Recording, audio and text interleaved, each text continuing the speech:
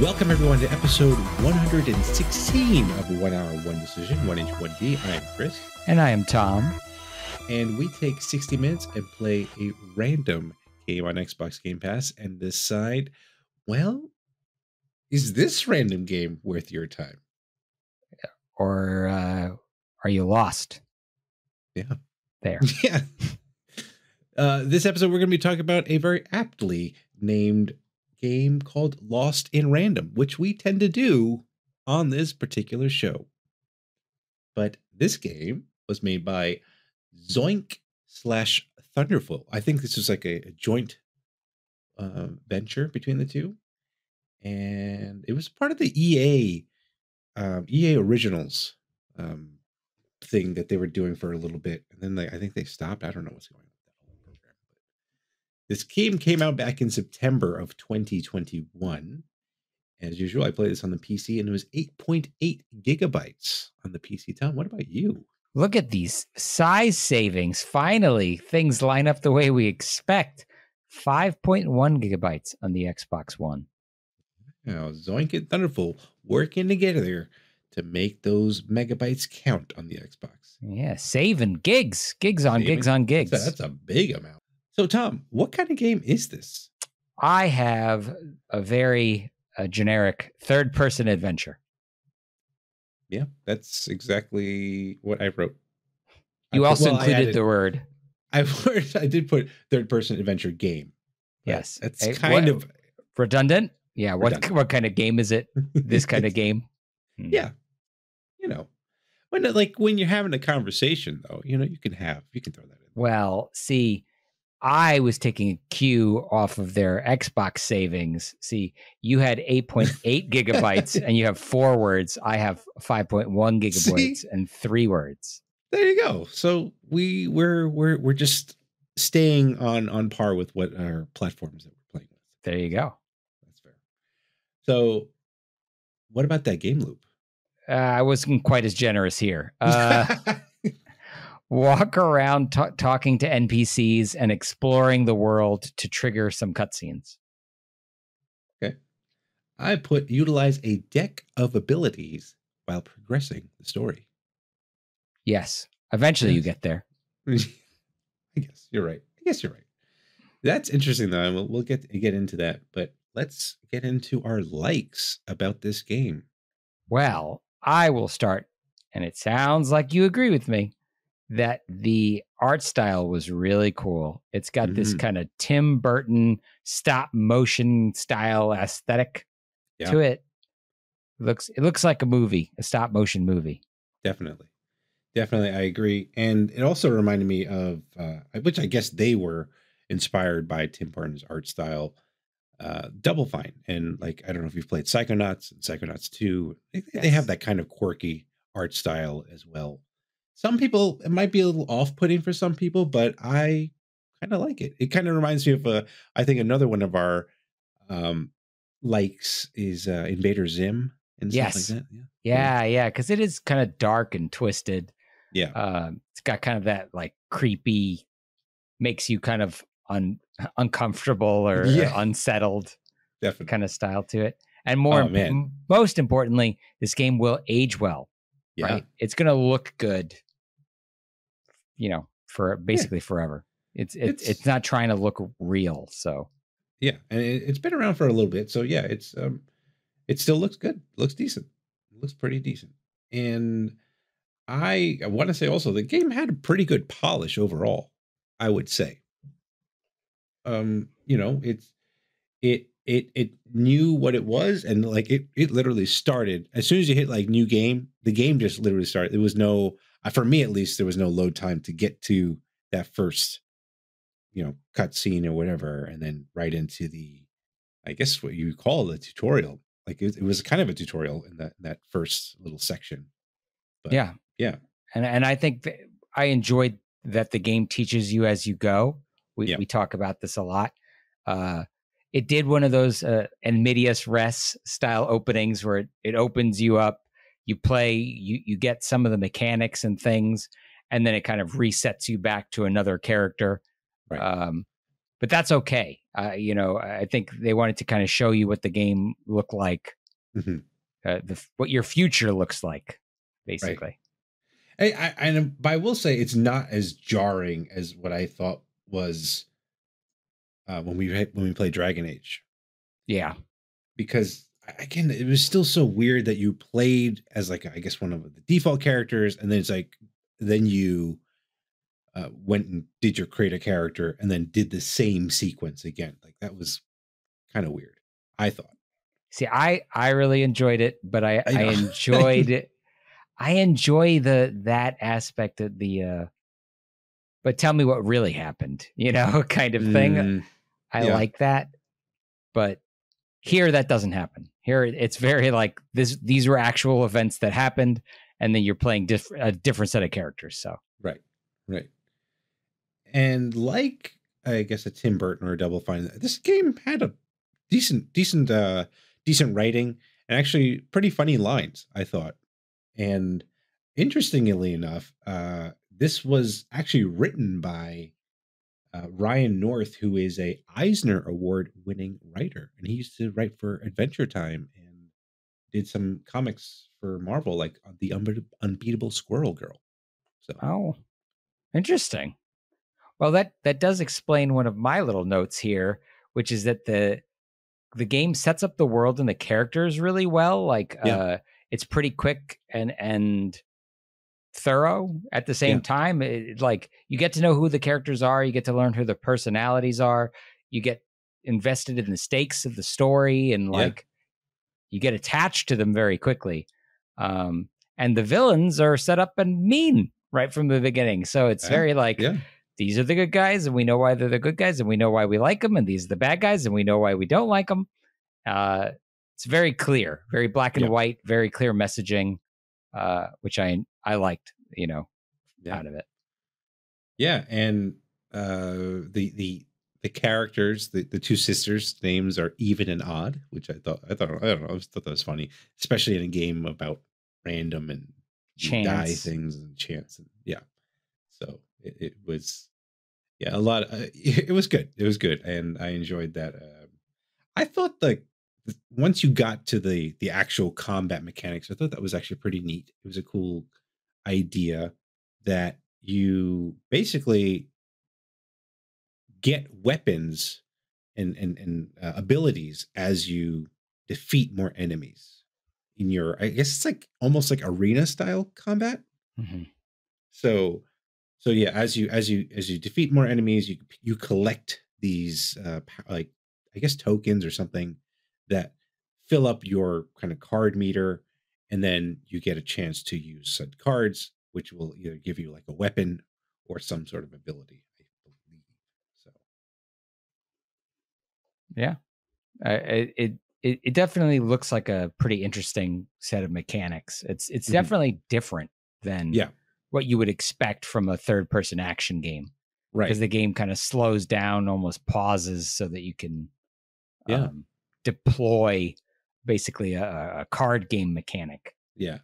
I was expecting this to be more of a card game than they, you know, at least the cover art and like the trailers and stuff that I've seen. So I was kind of I guess pleasantly surprised about that because it wasn't just like a deck builder or you Yeah, know like a dicey dungeons roguelike kind of thing or whatever it is, yeah, yeah, yeah, yeah. you know.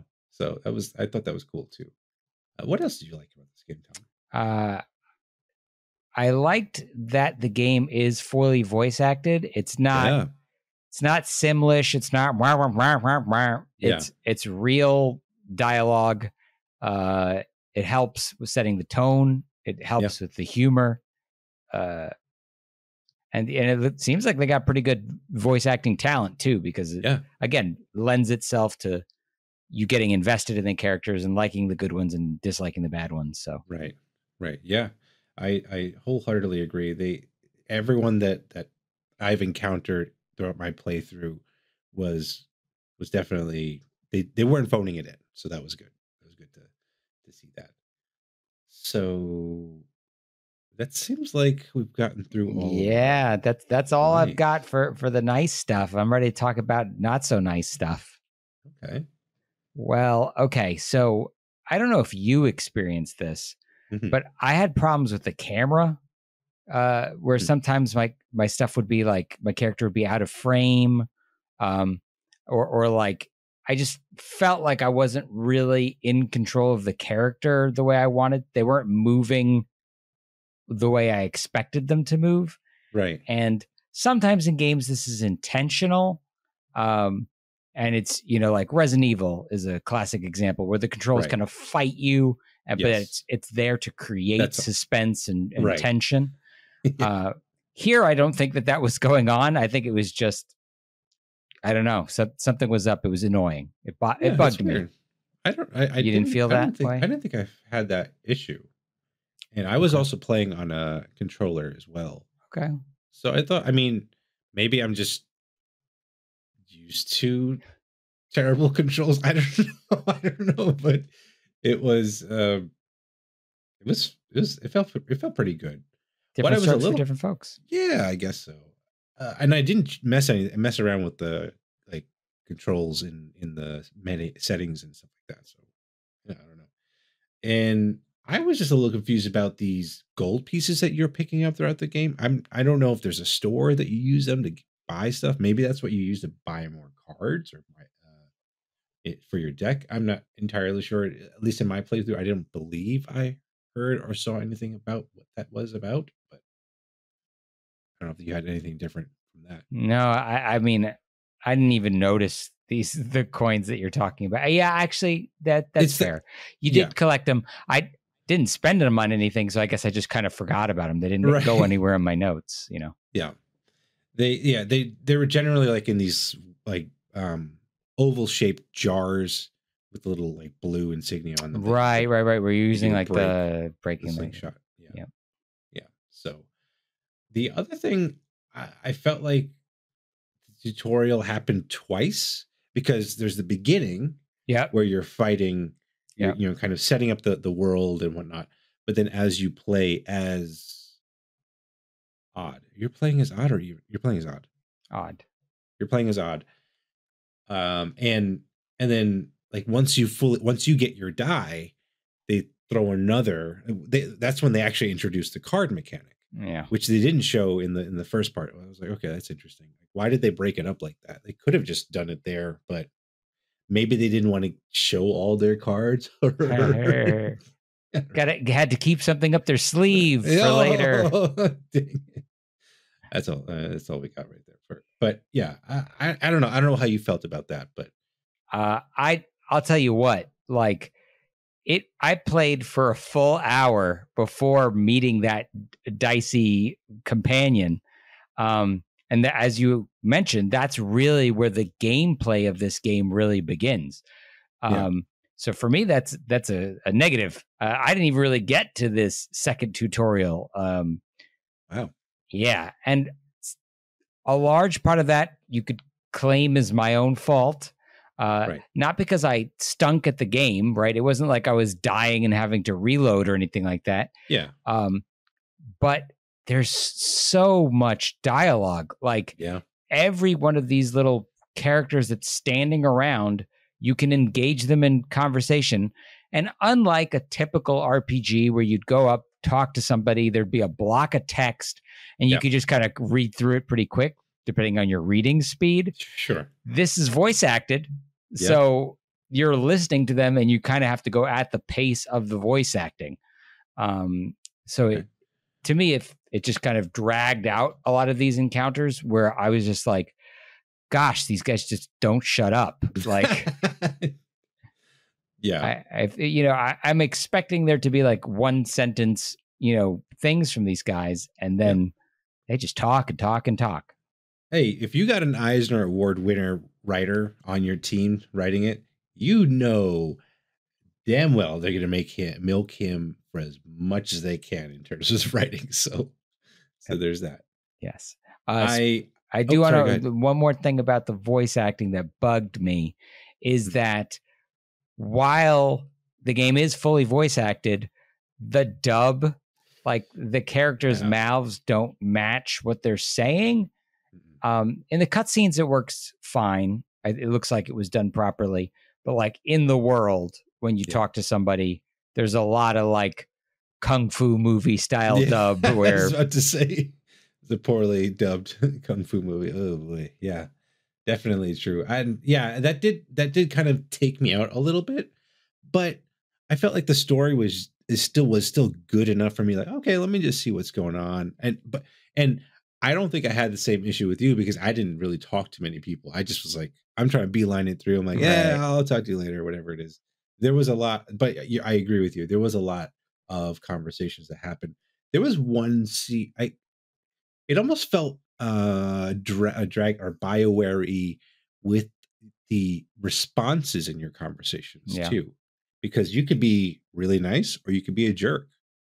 And I don't know what that does for you later on in the game or whatnot. If like, does that affect the way people treat you in the game? I don't know. So I tend to lean towards the nice part. I didn't try to be a jerk when I was talking. Yes. Likewise, I try to be nice to people whenever possible. Yeah. One other thing I want to point out, like, while the card combat was interesting, I was just kind of wondering if it got more complicated as you progressed in the game. Like, how many cards can you actually hold on hand, and how many, and like, is there going to be certain situations where you'll have to pull a certain card for a certain enemy type? Right. Like a ranged versus whatever it is, like a tanky shield guy or whatever. So that was, I don't know if it's necessarily a negative, but like at the same time, like, okay, if it gets overly complicated, I'm like, I don't know how much longer I would want to play it. And then what happens when you don't have the card you need? Right. Yeah. Because it's all supposedly random. So, it is what it is. Anything else you want to bring up? I did want to point out, and thank you for asking. You said you didn't have any problem with the loading screens. Yeah. I guess on the PC, there is obviously a disparity here. I was playing on the Xbox One, and there were a lot of loading screens. Fortunately, these loading screens do have tooltips that you can read, and there's a pretty good assortment of them. But I always say it, like, hide your load screens. There are enough cutscenes and things going on in this game. They could have hidden these things. I don't know. Definitely agree. But I'm kind of sad that it took a while for you to have load screens. I felt like a lot of times I didn't see, like, I would see like the next button, but I didn't know if I had to hit next yet because it was still loading, and it was a little confusing with that. But otherwise, I didn't really have too much issues with loading, which is a shame. But I will say though, there is one thing, and I'm kind of leading into our notables. This game does have Xbox Cloud capability. You can play this game on your phone and stuff like that, and with touch controls, which is really cool. The problem is that the saves between PC and Xbox don't transfer. So it's kind of a bummer, because this seems like a kind of game that I could just like play on the couch while like my family's doing their thing. And I already put an hour into it, but it's like, I'm sure I can just breeze by it.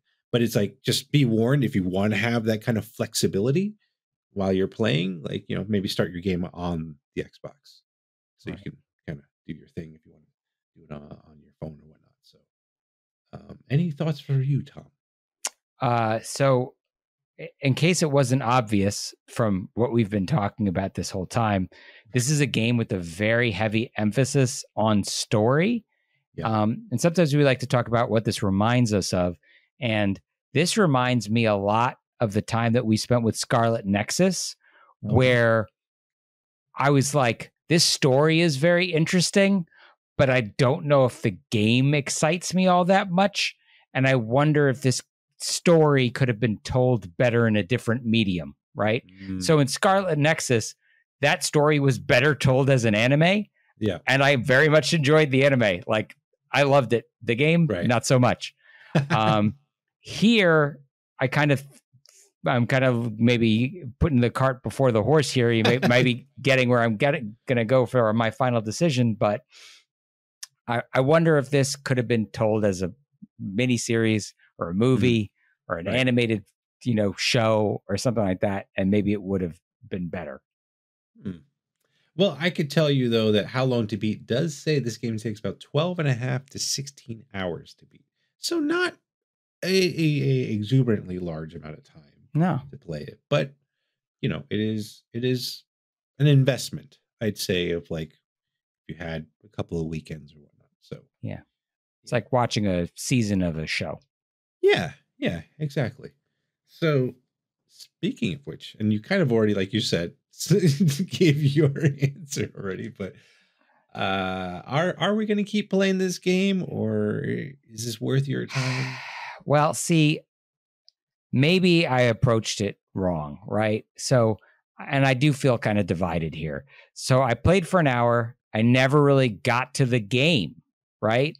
Like the game or the mechanics of the game are largely this combat system that is a mix of action with card battles, and you roll a die and get things. And like, while I touched on that at the very beginning of the game, and I thought it was interesting, and I was like, oh, I'm kind of curious to see more of this. It took me an hour, and I only just got to the part where I got back to that. So I kind of want to play more to decide if I'm really actually going to like the combat mechanics and like the game. Right. But realistically, I've played an hour and I didn't do that. And I don't know if I'm going to go back to it. Okay. All right. Well, that's fair. But I will say, though, I was definitely engaged through my playthrough. And maybe because I did skip through a bunch of conversations and actually tried to play through the game. And I'm curious to see if the sisters, which, one is trying to save the other, even is trying to save Odd, or Odd is trying to save even, I forget now. Anyway, shoot. And yeah, to see if they actually get reunited. Because like we mentioned, this game does have some sort of dark undertone. So maybe it could all go wrong. I don't know. So I'm going to keep playing it and find out. I forgot to ask this time because in our previous episode, you were a big proponent of a jump button. You didn't mention anything about that in your dislikes. I didn't. I guess I didn't notice it here because I was already not loving the controls. Okay, that's fair. And in fairness, I didn't get to combat. Yeah. Right. So I didn't notice that it was missing yet. Right. Maybe if you're still traversing the world. But anyway, yeah, I get what you're saying. Yeah, I don't just like when I play Pokemon, I don't really expect there to be a jump button when I'm just kind of walking around. Okay. It's more of a action game. Yeah, fair. So those are our thoughts. Let us know what you think of this game. Follow us and say hello on Twitter at TC1H1D, or shoot us an email at TC1H1D@outlook.com. Check out our next streams on Twitch at twitch.tv/1H1D. And if you're watching this on YouTube, just send us a comment down below or subscribe or whatever you want to do, and we'll try to respond. And Tom, 1H1D is part of that QTV network. So if you like gaming podcasts and other really cool content, we got some awesome stuff on the website. So check that out at quitthebuild.com/network. Ooh, Tom. Yes. We kind of have to find out what we're playing next, don't we? Yes, but I think you already know, and we don't even have to ask the surprise me button. Yeah, that's right. So next episode is going to be really cool. We are going to be playing along with the guys from Play Along Podcast and playing Maneater. I am very excited about this because Maneater has been sitting on my console for a while, and I'm excited to finally try it. Yeah, so that'll be our next episode. So thank you so much, everyone, for tuning in, and we will catch you in the next one. Thanks, everybody.